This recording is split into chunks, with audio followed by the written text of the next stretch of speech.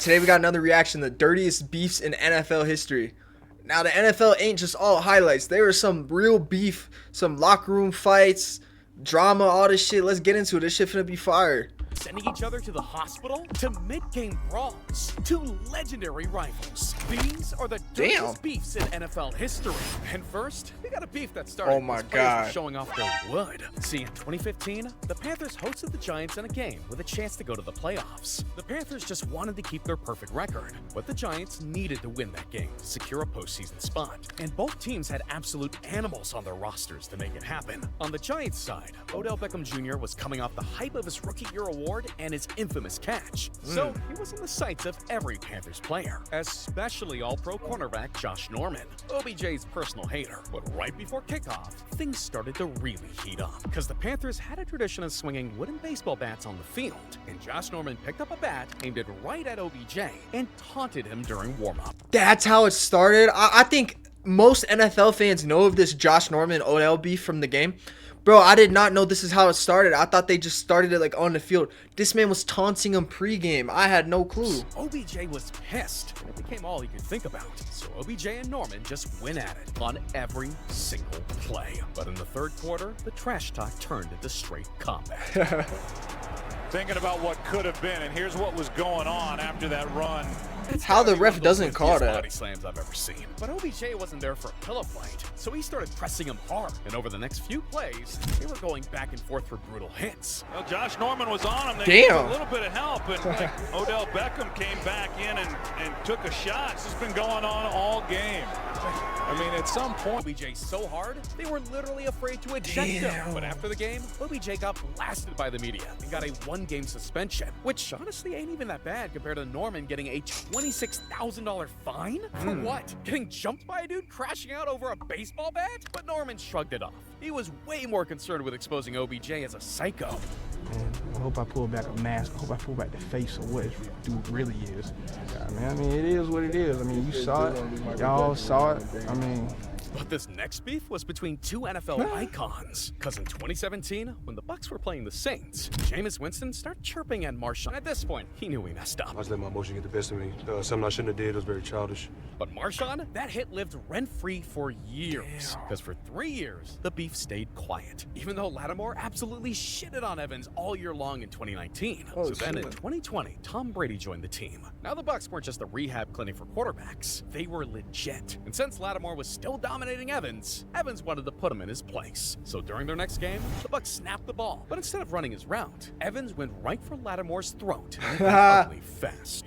Damn! Bro was squeezing Lattimore harder than Antonio Brown on date night. But the beef only got more intense from there. Because in 2022, he said, "That's Tom Brady. What do you want me to do? Maybe save the meat riding for the locker room?" But before they could even get to the post game, Evans and Lattimore were both ejected this time. Evans got his usual one-game suspension, while Lattimore paid 13 grand in fines. And even though they're on different teams now, Cam Jordan made it clear that the beef ain't dead. That's real life beef. I talked to Mike about it. They don't like each other. That is what it is. It's a very apparent situation. This beef got more action than a real-ass boxing match at this point. But of course, throwing hands is one thing, but starting a beef over not getting a handshake? That's some crazy work. See, in 2011, Larry Fitzgerald invited Michael Crabtree and Richard Sherman to a charity softball game. And since it was off-season, no one expected drama. But according to former player Willie McGinnis, who was also at the game, Crabtree tried to start something over some petty shit. Trying to start a fight at a charity event is crazy work. But Sherman wasn't about to let that go. So when the Seahawks played the 49ers in the 2013 NFC Championship, Sherman was locked in to embarrass Crabtree. And with 22 seconds left, Kaepernick sends a pass to Crabtree, and Sherman makes the play of his life. broken up, this game is over. We remember this. Knocked in the air, intercepted by Smith. Sherman was about to celebrate too, but he had something important to do first. Hey, you don't try the best corner in the league in the front. I'm the best to do this right now. Well, I'm the best corner in the game. When you try me with a sorry receiver like Crabtree, that's the result you're going to get. I wanted to wait until this full clip to play through before I said this, but bro, it's crazy how like this shit happens behind the scenes and we don't know where it originated from. Like everyone's seen this iconic Richard Sherman clip, but bro, I did not know this beef started from a fucking charity softball game. Like it's crazy the shit that goes on behind the scenes. Don't you ever talk about me. Dude flamed Crabtree like they were at a Comedy Central roast. And there's not really much you could say after all that. Crabtree gave it his best shot, but this is the best he could come up with. Sherman made a good play. I mean, that's probably the only play he made the whole game. I mean, if you cut up the film and look at it, guys are beat. I mean, we doing our job. I mean, whatever it takes. We just came short at the end. Yeah, just one play. The game-winning play. That Crabtree wishes he'd just shaken that man's hand. But when it comes to Crabtree, the drama never ends. Because this next one started after Aqib Talib literally robbed him. See, Talib and Crabtree both grew up in Dallas. But they didn't have beef in football until a random game in the NFL. Crab was just like, "Bro, you from my motherfucking city. I better not see you in the city." So I'm like, all right, fam, all right. So when I see you, you know, just have the same energy, fam. Crabtree thought he was tough as hell until he saw Talib in the city. He from the South, I'm from the North. For sure. You from North Dallas, he's from Oak Cliff. He in the North, I see him, boom. He with a guy who I go to school with, so I know the guy you with, right? He ain't the hardest guy you with, you know what I'm saying? So I see who you with, I'm with wifey. What's up, bruh? And he was like, man, Key, what's up? So I'm like, all right, I'm just checking your energy, fam. We exchange words, whatever. No smoke, you know what I'm saying? Boom, so now I'm on Denver, he on the Raiders. We get on the field, you know, Von Miller, he kind of mutual friends between both of us, you know what I'm saying? So we got into it again on the field, he talking, I'm like, but tell him about when I see him at the mall then. You know what I'm saying? You know, led to another, man, then boom, we finna play the Raiders, I think, next season or whatever. It's kind of like, you know, led up to this point. No crowd or cameras there, Crabtree folded under zero pressure. Caught him lacking, but that really set the tone. And they both knew that the next time they shared the field, it was on site. And that's when the chain came into play. But it wasn't even Talib's idea. It was his coach. Our coaches on the Broncos. What? They think it's fashion shows. They running out with chains. If I was playing, I'd snatch that shit. So I'm like, hold on, coach. Got real goons in here. Talib really took that speech like a mission briefing. Because mid-game, after Talib tackled Crabtree, he shoved Talib back for no reason. So Talib followed coach's orders. Grabbed the goat chain, and ripped it apart. Talib was straight cheesing. He pulled off Ocean's 11, while Crabtree wasn't as happy. Snatching chains on the field, like, what you accomplish? Bro, this man Crabtree stay getting bitched. This shit is wild. You tough? They make you tough?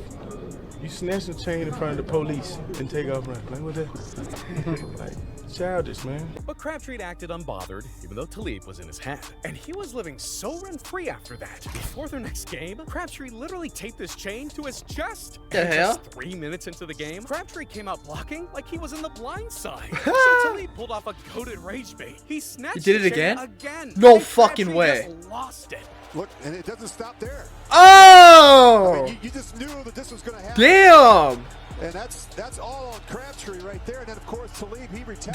Damn! These guys got 100 men to brawl over some team who has jewelry. Both of them got ejected and suspended 2 games. They went their separate ways, but 2 years later, Talib bumped into Crabtree at a go-kart track with families. And it was looking like they were about to settle it once and for all. I'm like, bruh, you straight?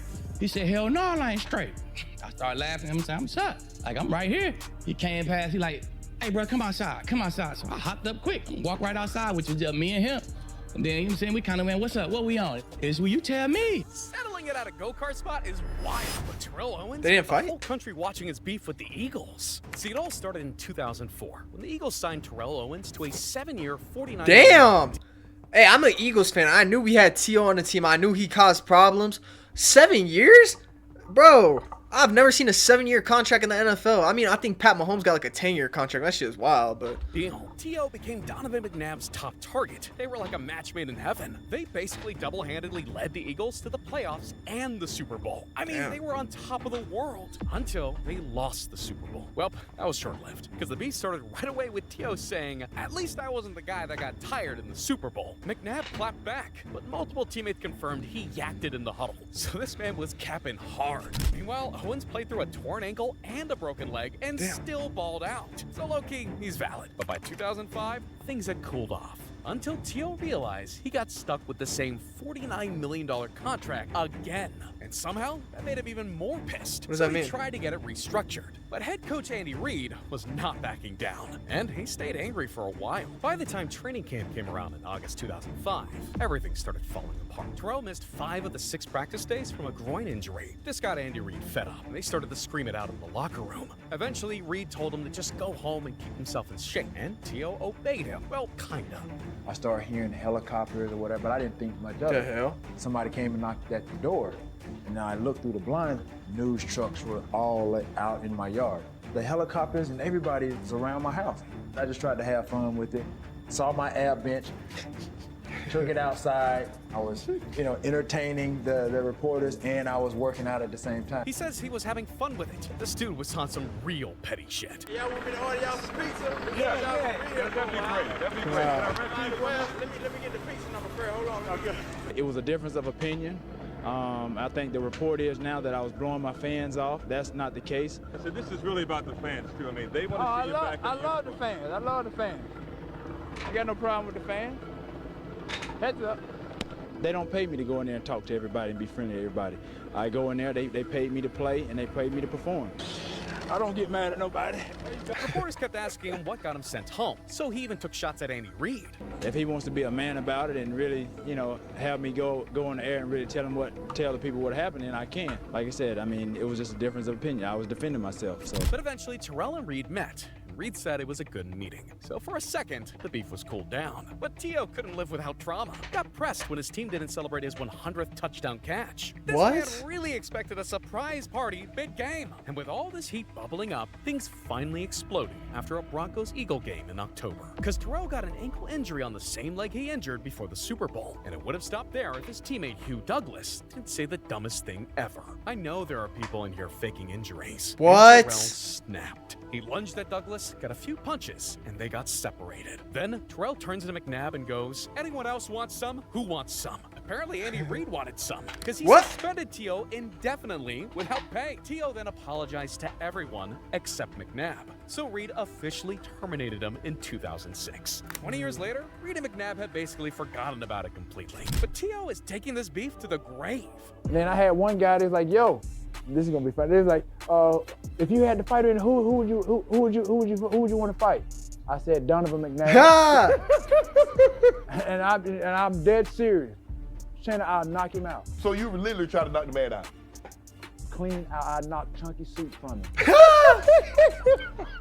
Yo. When Shannon tries not to laugh at the Navy SEAL bit, it's just too good.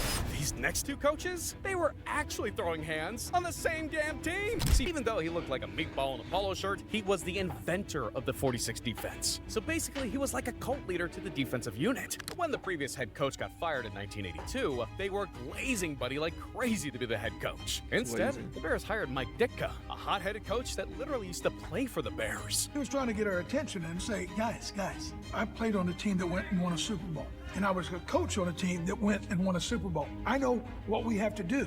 Seems fair to me. Well, Buddy thought the organization screwed him over. And from that point on, they absolutely hated each other. Mr. Hollis could have lived to be 150, would never hired Buddy Ryan as the head coach. That head coach stuff stinks, I think it's insecurity. I think it's jealousy. To be honest with you, I don't care. This conversation has gone far beyond me. Matter of fact, it's bored me. But they managed to agree on one thing. Mike runs offense, Buddy runs defense. They don't interact, they don't cross signs. And they took that shit far, man. Both sides of the team had separate meetings and lunches and locked doors behind them. And these practices were more like reenactments of 300. Mike literally had his O-line chop block Buddy's defense. And while this would normally kill a team's unity, it actually made them better. And soon enough, this laughingstock of a team was in the NFC Championship of 1984. I mean, they lost, but it's the thought that counts. But the next year, they went 15-1, and they earned a place in history with that record. That 85 Bears team is still considered one of the best of all time. And the only defense, game they lost was to the Dolphins, of all teams. Because by that point, Mike and Buddy hated each other so much, they got into a fight at halftime. But based on Mike's take, it wouldn't have been much of a fight. We know who would win that one. Hands down. Me. Damn, the savage. Thankfully, they chilled out, won a few more games, went to the Super Bowl, and won that too. Again? Next year, Buddy left to coach the Eagles. And when a reporter asked Mike if he was happy about that, Mike went, "I'm not happy, I'm elated." And Buddy felt the same. What did Mike say to you when you left? Mike who? Buddy probably thought that this was his chance to embarrass Mike. Mike couldn't care less. Empty tin cans make the most noise, and he's an empty tin can. And over the next 3 years, Mike showed why losing a defensive coach ain't the same as losing the offensive coach. Because he used Buddy's own team against him and absolutely cooked the Eagles every single game. Buddy at least gave the defense some props, but never said a word about Mike. But if you think that's petty, get this. It was a pork chop. We kept trying to clear his throat, and he was able to communicate and talk at that time. You know, his face got very red. And after Mike left the NFL, he opened his own restaurant. Somehow, 25 years later, the anniversary of their Super Bowl win, they squashed it. No one really knows what was said, but they were seen laughing at the reunion and posing for pictures together. And even though these two dudes said some wild things over the years, nothing compares to what James Harrison said about the NFL commissioner in this next one. Really? See, James Harrison was a monster on the field before he started beef off the field. Because in 2010, the NFL started to crack down on big hits, and Harrison went straight to the top of their most wanted list. In one season alone, he was fined $100,000 for hits they deemed too violent. Oh my God! Quarterback got fucked up. Woo! Bro, killed his ass. That last one got him $75,000 alone. Damn. And NFL Commissioner Roger Goodell sent out a memo that week about fines for hard hits, after he had already fined Harrison. That seemed a little targeted, but $100,000 was enough for Goodell. So that same week, he was caught selling photos of Harrison's $75K hit. That pushed Harrison over the edge. So he took an interview with Men's Journal and used it to absolutely torch Goodell. He called him a crook and a puppet who said Harrison was the dirtiest player in the league. Then he said, and followed it up with, but Harrison still wasn't sure people got the message, so he made it unbelievably clear. And Goodell couldn't even clap back. What the interview the? dropped in the offseason, so the NFL didn't have any press events for Goodell to speak at. Luckily, by the time the 2011 season came up, Harrison had chilled out and thought Goodell had forgotten about everything. Truth was, he had not. And when Harrison did this to Colt McCoy, and now he throws at the last second. That is kind of a dirty hit. And I mean, planted. Goodell slapped Harrison with the first ever one-game suspension for a helmet-to-helmet hit. Shockingly, Damn. Harrison didn't pop off, and the beef chilled out again for 4 years, until 2015. That's when an Al Jazeera report dropped accusing a bunch of NFL players, including Harrison, of PED use. The source immediately backtracked, and Harrison denied everything. But Goodell pushed an investigation anyway, with no evidence whatsoever. He hit Harrison with constant drug tests, leading to Harrison saying, even though Harrison tested negative, Goodell demanded a PED interview with Harrison, to which he said he'd do. Harrison knew he had Goodell looking like a clown, so eventually Goodell backed off, admitting they found no credible evidence. To be fair, Harrison looks like he drinks Tren for breakfast. No, facts. Goodell really spent an entire year trying to get revenge on Harrison, calling him stupid 5 years earlier. Grown-ass men acting petty as hell. And if you think it can't get any messier, you better get ready for what happened with Jalen Ramsey and Golden Tate's sister. Because Ramsey was in a 3+ year relationship with Brianna, and they had 2 kids together, the third on the way. But then in 2019, Ramsey pulled a true gentleman move. He left her while pregnant for a Vegas dancer. After a few months, Tate finally publicly drops a line. So Ramsey and Tate immediately knew what was up. Nah, we knew what we was gonna do. Oh, okay. Both of y'all. Yeah, we knew what was up. That week, that day, on site. I mean, we knew. And when the Rams and Giants played in 2020, Ramsey kicked things off with some John Wick level intensity. Oh shit!